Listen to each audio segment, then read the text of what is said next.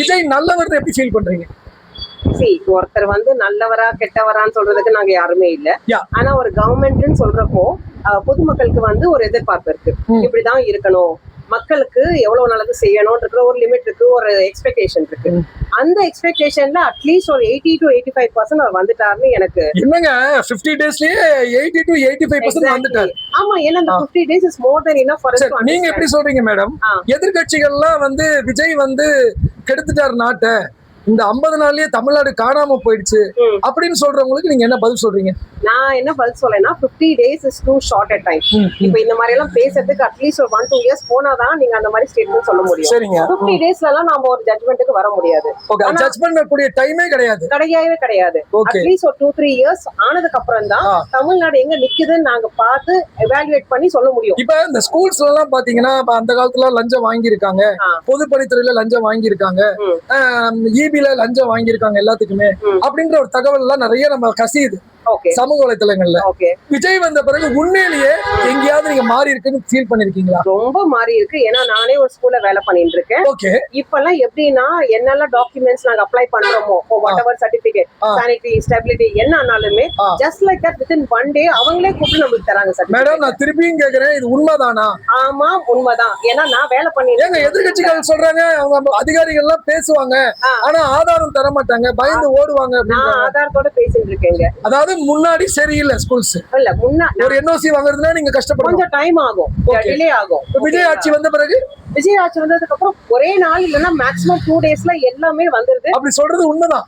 உண்மைதாங்க, நிஜமாவே. ஏன்னா அவங்களே நம்ம ஸ்கூல் ஆபீஸ கால் பண்ணி சொல்றாங்க, இந்த மாதிரி ரெடி ஆயிடுச்சுமா வந்து வாங்கிக்கோங்கன்னு. இந்த மாதிரி நான் பார்த்தது கிடையாது, இது ஃபர்ஸ்ட் டைம் நான். அதாவது நேர்மைன்ற ஒரு விஷயம் மகாத்மா காந்தி காலத்துல இருந்த அந்த ஒரு நேர்மை திருப்பியும் விஜய் காலத்துல வருதுன்னு நினைக்கிறீங்களா? நினைக்கிறேன். பிகாஸ் இந்த 50 daysல எனக்கு அதுதான் தோணுது. சரி, நீங்க எவ்வளவு சொல்றீங்க விஜய் வந்து குதிரை பேரம் பண்ணாரு அப்படின்னு எதிர்கட்சிகள் சதுர்த்தி மேனிக்கு அவர் அடி அடி அடின்னு அடிக்கிறாங்க. ஏன் விஜய் மேல எதிர்கட்சிகளுக்கு இவ்வளவு வன்மம்? அது ஒரு டெமோக்ரஸினா நடக்குதானே சார் செய்வோம். ரூலிங் பார்ட்டி இருக்கு, ஆப்போசிஷன் பார்ட்டி இருக்குன்னா ஆப்போசிஷன் பார்ட்டி அது செய்யதான் செய்வாங்க. அது நாம வந்து ஃபுல்லா ட்ரூ அப்படின்னு எடுக்கவும் முடியாது. அண்ட் இது இவங்க சொல்றதெல்லாம் உண்மையா இல்லையான்னு இருக்கிறதுக்கு நம்ம கொஞ்சம் காலம் போக வெயிட் பண்ணணும். ஒரு 2-3 years அப்புறம் தான் இவங்க சொல்றது கரெக்டா இல்ல விஜய் கரெக்டா ப்ரூவ் பண்றாரா நம்ம பாக்கணும். விஜயோட பர்சனல் லைஃப் எடுக்கிறாங்க. த்ரிஷாவை அவர் லவ் பண்றாரு, மனைவியோட இல்ல, முதல்ல ஒரு முதலமைச்சர் ஒரு குடும்பத்தோட இருக்கணும் அப்படின்னு நிறைய பேர் அட்வைஸ் எல்லாம் பண்றாங்க. அவருடைய பர்சனல் லைஃப் குள்ள எல்லாம் போறாங்க. நீங்க ஒரு பெண்மணியா, பாரதி கண்ட புதுமை பெண்ணா நீங்க என்ன சொல்றீங்க? ஒருத்தருடைய பர்சனல் லைஃப் கூட நம்ம போலாமா? அவர் வந்து ஒரு சீஃப் மினிஸ்டர், நம்ம நாடோட சீஃப் மினிஸ்டர், பப்ளிக் ஃபிகர், முதல் அமைச்சர். சரிங்க. அந்த அமைச்சரா இருந்துட்டு அவரு நம்மளுக்கு என்ன பண்ணிட்டு இருக்காரு தான் நான் பாத்துட்டு இருக்கேன் பப்ளிக்கா. சோ அவர் பர்சனல் லைஃப்ல அவரு என்ன பண்ணிட்டு இருக்காருன்றது ஒரு கட்டம். ஆனா அதை வச்சு அவரோட அட்மினிஸ்ட்ரேஷன் சரியில்லை, அவர் நாடை நல்லா பாத்துக்க மாட்டாருன்னு சொல்றது ரொம்ப தப்பு. இல்ல, அவங்க என்ன சொல்றாங்க, ஒரு முதலமைச்சர்னா ஒரு நாட்டுக்கு மன்னர் மாதிரி, மன்னரே ஒழுங்கு இல்ல, அவரே குடும்பத்தோட இல்ல, அப்புறம் அவர் எப்படிங்க நாட்டை காப்பாத்துவாருன்றாங்கல்ல. அதேதான் நானும் சொல்லிட்டு இருக்கேன். அது அந்த காலம், பழைய காலத்துல வந்து ஒரு ராஜா இருக்காரு, ராணி இருக்காங்க, அப்படி எல்லாம் சொல்லுவாங்க. இந்த காலம் எவ்வளவோ மாறிடுச்சு. அது தேவையில்லாத.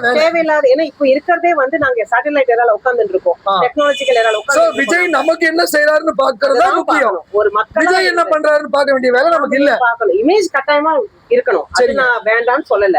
ஆனா அதுக்கும் மேல அவர் நாட்டுக்கு என்ன பண்ணிட்டு இருக்காரு, நம்மளுக்கு என்ன பண்ணிட்டு இருக்காரு, மக்களுக்கு என்ன பண்ணிட்டு இருக்காரு, இந்த 50 நாள்ல என்ன சாதிச்சிருக்காரு. டாஸ்மாக் கடையா இருக்கட்டும், ஸ்கூலு, ஹாஸ்பிட்டல் எல்லாம் எடுத்து ரிமூவ் பண்ணிட்டாரு. அது எவ்வளவு பெரிய விசேஷம். அது ஏன் இவ்வளவு நாள் நடக்கல?